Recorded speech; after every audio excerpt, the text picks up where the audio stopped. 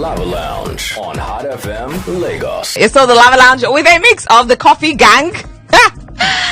BB, oh yeah, that's actually nice. Lava Gang. And I told you guys at the start of the show that I'm going to be having someone special in the building. And I did not lie. Yes.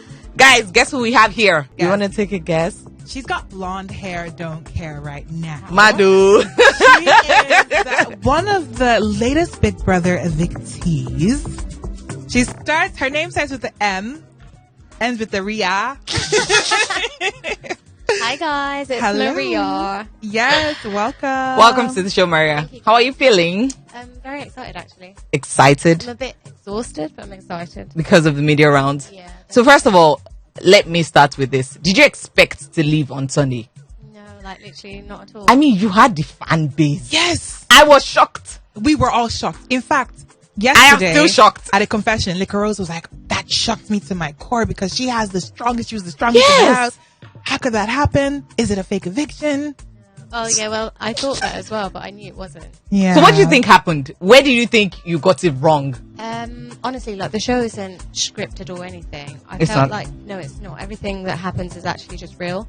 In my opinion, I just feel like it's just outside. Maybe I did something. I don't So what know do you think you did? I don't know. Like, obviously, I am human at the end of the day. So I'm thinking, obviously, with my mix of emotions, Right. I'm all over the place. Right. Sometimes I do the right things, and sometimes I literally go out all wrong. Like, Right. I'm in the wrong. So I think I was probably confusing my supporters out there Okay. as to their thinking, who are you? Like, we like this, and Exactly. they come and show us this. So, like, who is this Right. person? And maybe that might have made them withdraw a little bit and didn't like really support when I got nominated for that week. That's what I'm thinking. But it's definitely not Big Brother. Okay. Yeah. I know you mentioned, there's some things that you did that, supporters you did well, basically. And there's some things that you did that you just acknowledged that you didn't really do too well. What are some of the things that you feel like, if given the opportunity or the chance, you would go back and redo?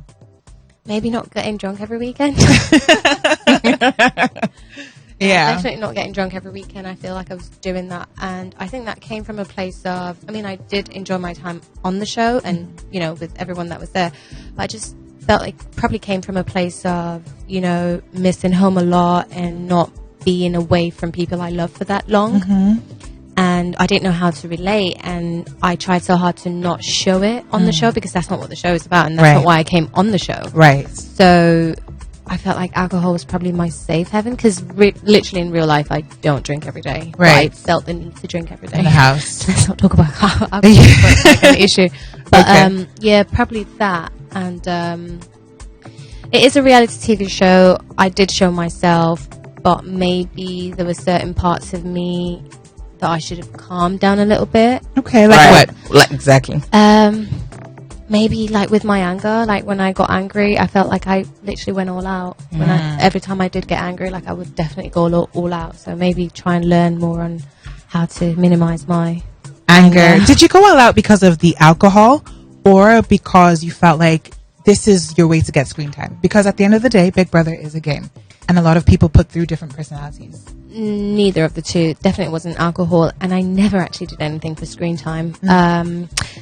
It's who I am because, like, basically when I do care about people Right. or when something's passionate to me and it goes all wrong or like betrayal or it hits me like differently. So I'm like, I'm crazy about it. I'm like, I can't actually understand or accept why this has happened. So I fight for it, and I think I fight for it in the wrong way. Okay. Right. Yeah. Okay, let's talk about Queen quickly. Okay. Do you think you were a bit too hard on Queen? Taking it from the angle of her not starting the show with you guys. So it felt like you guys had already bonded and you didn't receive her warmly. I have seen a lot of comments Right. about Queen Okay. since I've been out the house. In the house, if people did actually watch the show the day that the newcomers actually came to the house, obviously we were trying to bond. And it felt horrible for them because like the show started like 3 weeks ago and Exactly. we've all bonded and we all Exactly. have like our little cliques or people that we're more comfortable with. And for them, it's like they have to do that. And it was also hard for us because it's like once you've found that bond, these new people, and it's only natural. And I think at the end of the day, people keep forgetting we're all humans. Right. If you've already bonded with people, you don't have to care or need to want to bond with new people unless there's like a huge special interest that you and a person have just clicked, and then you go for it. So with me and Quinn, if the viewers actually watched that first day, I actually went over to her. I was trying to, I gave people water, like I gave Michael water. I asked him if he wanted to drink water. He was like, yeah. So I brought extra bottles of water from the fridge, and I went over to Queen. And she's like, no, I'm fine. So I said, oh, so where are you from? And like, I was trying to, talk to her. I don't know.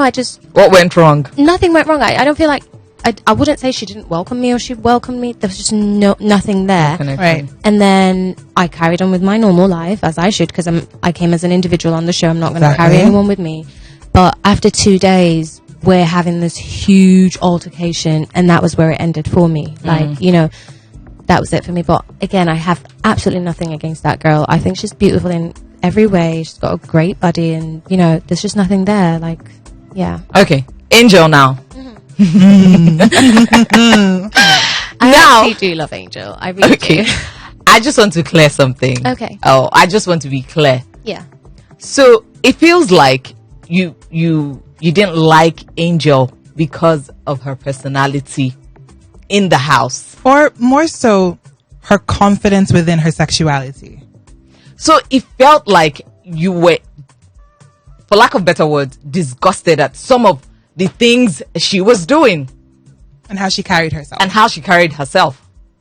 So would you take back, let's just talk about the conversation, you, Nini, would you take back all you said?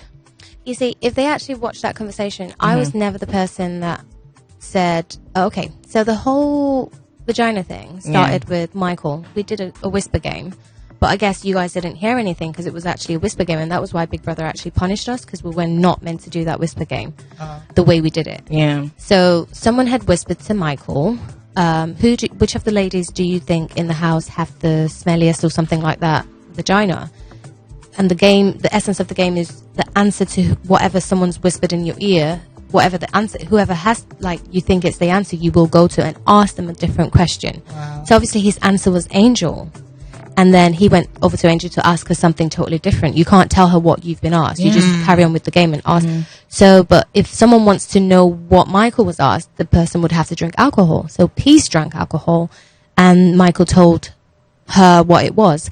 So that's where it kind of started. Yeah. So I then winked at Peace and said, I want to know later. And like afterwards, she told me, I was like, ew, why would he even do that? That's not right. Like, that's awful for him to even think that way of her. It says a lot. So then when we went to the executive lounge, like, obviously I started the conversation about Angel. I was like, what do you guys actually think of Angel? Because I really want to know. So it's not like it's just me. Like, I actually, and, Peace brought it up. Oh, you remember that whole thing Michael said, blah, blah, blah. It's just awful. And the things I actually did say about Angel, I don't really know why I'm being dragged, because I have said it to her face in a nicer way before. Like, when I was head of house and she was so sluggish at times, when I call her to come out for briefing or we've got stuff to do, I'll ask her, have you cleaned the bathroom? It was always like excuses upon excuses. And I did tell it to her face. And even after I was head of house, there was a conversation we had, and it was like, yeah, you do it to everyone though. I said, and sometimes it's not about it being nice or not. It's just kind of rude that everyone makes the effort to come out certain times, but we can't carry on a brief without the whole house because we're not going to repeat it. Anyway, and then I also said in the executive lounge, I did say, this is what I had, a glass of Bailey's in my hand. So I said, this is basically Angel's personality in a summary. Right. So I was like, Nini, if I poured this Bailey's on you now, I'd go, oh, sorry, I didn't know I was meant to pour that on you. That's how I would define Angel. And that was basically all I said. And then we spoke about how, the kisses. And I was like, yeah, you can't group yourself with Sammy and like every truth or dare. I mean, don't be boring. Yeah. Don't be boring. But even if they are, I mean, I got asked once to kiss, I can't remember, I think it was Cross or something. And I did try. It just wasn't happening for me. And I took the punishment. I did squats or something. But everyone's different. I'm not saying be a saint or like I feel kissing is very intimate. Like, so for me to kiss someone, it's huge. But everyone's different. Right. But it was like every truth or dare, you would really engross in the kissing. And if that's her, that's okay. But that's you're not comfortable with. Yeah, that's just not that's you. just my opinion. Right. Do you know? And I had to voice that out. doesn't make her a bad person, a good person, a slut. It's just my opinion, and I feel like I should have a right to, you know, say what I feel. Of course. But yeah, I mean, dragged about calling her a prostitute, and this is I feel like they've took it a little bit too far. Right. You see, Friday and Saturday Night Angel, I fucking love. Like, excuse me, I'm not supposed to swear. I take that back. I literally adore. Like, she's fun. We danced half of the times during parties and stuff. When we're in groups, she's actually really intelligent and she's quite creative. I love a lot of parts to Angel, but then there are other parts, and you don't have to like everyone. And I don't know if she ever really liked me or spoke about me, but that again, I don't even care about, because we're all humans. Right. You do get, even you guys, I'm sure you've got friends, you don't really go about their ways properly, that you would maybe go and vent to a different friend. Oh, I don't like what XYZ is doing. And we are humans, and that's just what I've done. So are you going to apologize to Angel When she comes out of the house? If however she perceives what I've said, obviously she'll be told certain things. If she She'll does watch want, it. if she does want to have a talk with me, 100% we'll have a talk. But apologizing in the sense that I was wrong for voicing out my opinion, I will probably say, you know, if my opinion offended you, then I am heavily sorry. But like, to go out my way to really apologize for being myself, I don't think I want to do that. But yes, I would apologize if I've offended her by, you know, being just saying things that my opinion felt. Yeah. Okay, so those are your words, and you're standing right by them. Yeah, basically. It is what it is. Yeah.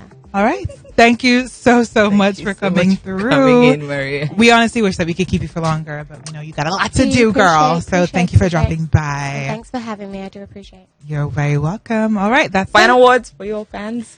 No, I love Marians. you guys. Like, Marians. I actually love that name for some reason. Yeah? I was thinking, we were all thinking in the house, what would would we have be fun? called and stuff. Yeah. But nah, I'm happy with that. But yeah, I literally love you guys. Like, I read your Twitter, I read your messages, and it's just, I actually can't believe it's the actual issue. Like, I can't believe they actually do love me that much. But yeah, no, I love you guys so much too. So, Where can your fans reach you on? Oh, I actually do chat to them on my Twitter. We have message, like they did create, like, oh, we're doing a it's not Zoom call, it's called Space. Okay. We're doing a space tonight, so they can interact with me and stuff. Handles? Yeah. Handles.